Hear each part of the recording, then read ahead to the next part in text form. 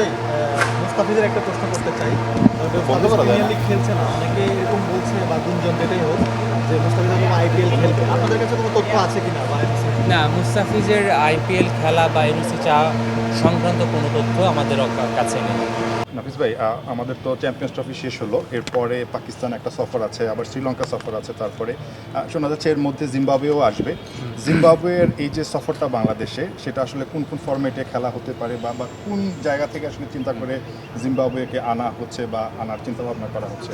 আচ্ছা, না, গত বছর বাংলাদেশের জিম্বাবুয়ে সফর ছিল, যেই সফরের মূল স্ট্রাকচার ছিল 2টা টেস্ট 3টা টি20। কিন্তু গত বছর যেহেতু আমরা টি20 ওয়ার্ল্ড কাপ খেলেছিলাম, আমরা এই কারণে ওই সিরিজটা রিশিডিউল করে 5টা টি20 খেলেছিলাম। আমাদের 2টা টেস্ট ম্যাচ কিন্তু খেলা বাকি ছিল। Bangladesh cricket board test cricket খেলাটা আমাদের one of the top priorities. So আমরা ওই 2টা টেস্ট ম্যাচ যে গত বছর হয়নি, ওইটা আমরা আমাদের overall number of test matches থেকে কমাতে চাইনি। ওই সিরিজটাই রিশিডিউল হয়ে এই বছর এপ্রিল মেতে এসেছে। আমরা 2টা টেস্ট খেলবো। শুধুমাত্র দুটো টেস্ট? হ্যাঁ, না, জাস্ট 2টা টেস্ট ম্যাচ খেলবো, কারণ আমাদের টেস্ট ম্যাচ আমরা নাম্বার অফ টেস্ট ম্যাচেস আমরা সংখ্যাটা কমাতে চাই না।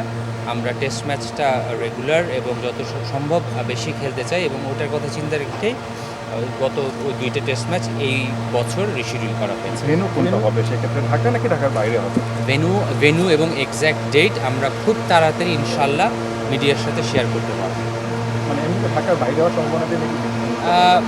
ঢাকাতে যেহেতু 2টা টেস্ট ম্যাচ, একটা টেস্ট ম্যাচ তো অবভিয়াসলি ঢাকার বাইরে হবে। আর যেহেতু আমাদের ঢাকা প্রিমিয়ার লিগ চলছে, ঢাকার মাঠগুলো সবাই ব্যস্ত থাকবে। ওভারঅল আমরা গ্রাউন্ডস ডিপার্টমেন্টের কাছে অ্যাডভাইস চেয়েছি, তারা আমাদের অ্যাডভাইস করবে এবং ওইটা ফাইনালাইজ হলেই আমরা আমাদের সফরসূচিটা ঘোষণা করতে পারবো ইনশাআল্লাহ। নাফিস ভাই, আজকে তো যে নিউজিল্যান্ডের প্রতিনিধি দল আসছিল, মানে এই ট্যুরটা নিয়ে আসলে তাদের ইয়েটা কি, অবজারভেশনটা কি আজকে দেখার পরে, মানে বা কবে নাগাদ হচ্ছে কি আছে? না, গত 2024 সালে নিউজিল্যান্ড এ টিমের বাংলাদেশ সফর করার কথা ছিল, কিন্তু আনঅ্যাভয়েডেবল সার্কামস্টেন্সের কারণে এটা আমাদের রিশিডিউল করতে হয়। তো আশা করছি আমরা 2025 সালে এই নিউজিল্যান্ড এ টিমকে হোস্ট করতে পারবো। তো কিছু ক্রিকেট বোর্ড আছে যাদের এটা একটা রেগুলার প্রোটোকলের মধ্যে পড়ে যে তারা কোনো একটা জায়গায় ট্যুর করার আগে তাদের প্রতিনিধি দল পাঠায়।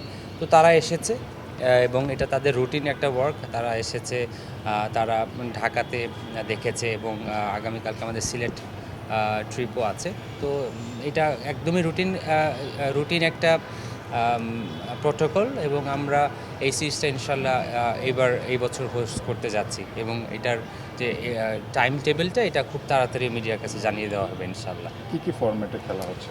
আচ্ছা, নর্মালি আমরা এ টিমে লঙ্গার ভার্সন এবং ওয়ানডের উপরই প্রাধান্য দিয়ে থাকি।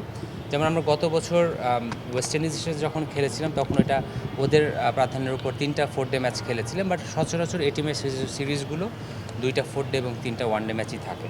আমরাও তো রেগুলার ফর্মেটেই যাবে হয়তো ইনশাল্লাহ।